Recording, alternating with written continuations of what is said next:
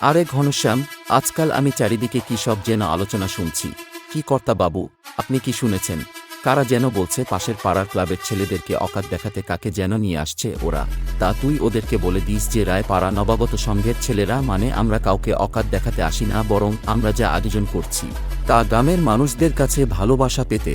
তাই বলি অকাত দেখাতে এসো না গুরু। সবাই ভালো থাকবেন, সুস্থ থাকবেন আর সুন্দরভাবে জীবন যাপন করুন। ধন্যবাদ।